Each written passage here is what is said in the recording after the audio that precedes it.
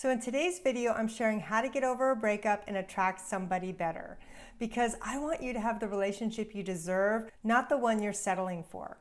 Now, if you're new, my name's Michelle Ferris. I'm a psychotherapist and I love helping people create relationships that work. And I want you to stay until the end where I share a bonus tip on what most people aren't doing that are preventing them from moving on. Also, this video is not just for romantic relationships, it's also if you're breaking up with a friend.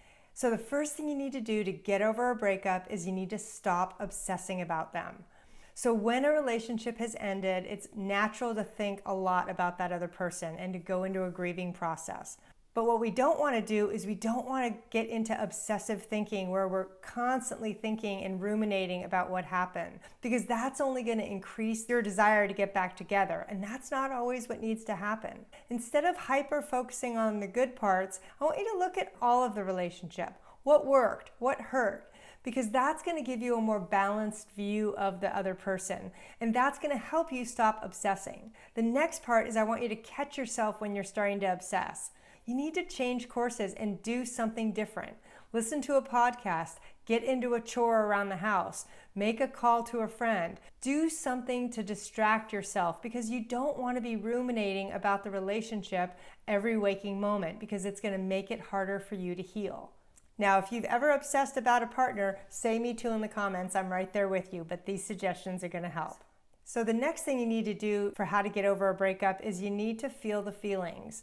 And what I recommend is what's called prescribing the symptom in my profession, where you actually prescribe the thing you don't want to do, which is cry and feel the pain. But here's the thing. I want you to set your clock for an hour. And during that hour, you can break it up into 2 half hours if you don't have an hour. But that time is spent grieving, crying, feeling sad, maybe doing some journaling, something where you're getting those feelings out.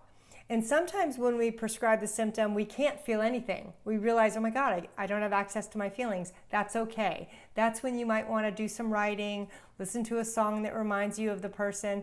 Do something to stimulate that sadness and get it out of your body. Because when we don't feel the feelings, that's part of what sets us up to either go back into the relationship too soon or to pick somebody else that isn't necessarily the healthiest thing to do. Now, the next thing for how to get over a breakup is I want you to start something new, something like a hobby, or maybe you can have a project around the house or take a class, something that gets your mind off of that relationship. Ideally, you want to do something that makes you feel happy, because when we're trying to get over a breakup, we want to infuse a little bit of joy and happiness so that we can balance out that pain, and that's going to help you function better on a day-to-day basis. The next thing for how to get over a breakup is I want you to assess why the relationship ended, because there's usually some really important reasons that we tend to forget when we're in that loneliness pit. I want you to look at what happened. Was that other person respectful and honest? Were they healthy for you? Were they compatible? Because usually when a relationship ends, there's a reason. Was it toxic? Was it one-sided? Were you doing most of the giving? Did they have another relationship on the side? I want you to be honest with yourself, because in assessing the quality of your relationship, it's going to do two things. It's going to help you assess whether or not you want them back, and oftentimes the answer may be no. And the second thing is it's going to help you have a more realistic picture of what that relationship was. Because again, the more we idolize somebody, the harder it's going to be for us to let go, and I don't want that for you. And when we're assessing the health of the relationship, sometimes it's painful to do that, because it means you have to face an honest truth. Because part of how you attract somebody new is you do this emotional work so that you can come out the other side whole. Because when people don't do this work, they run into another relationship, and I don't want that for you. So the next step for how to get over a breakup is I want you to find the lesson in that relationship. So after you've assessed that relationship, maybe you realize it was toxic or unhealthy in some way, what were some of the lessons that you could get from that relationship? So for instance, were you setting boundaries? Were you too dependent on them? Did you attract somebody that wasn't necessarily healthy or was just like a parent and you ended up recreating your childhood? It's really important for you to find the lesson, because that's how you can prevent this dysfunction from happening again in the future. Every time a relationship ends, I look at what lessons there were for me. And usually there are certain behaviors that I need to fix.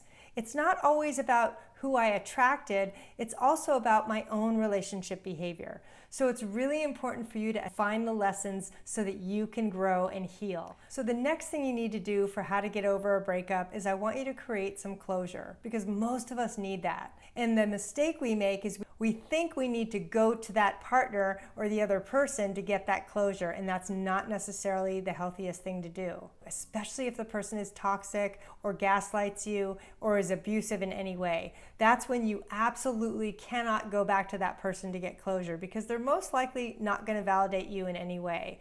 But you can give it to yourself by writing them a letter that you will never send, where you pour your heart out. You tell them all the things you need to tell them in order for you to heal, because that's how you can get closure. Plus these other steps like finding your lesson, assessing the relationship, but writing a letter that you will never send is another way to do that.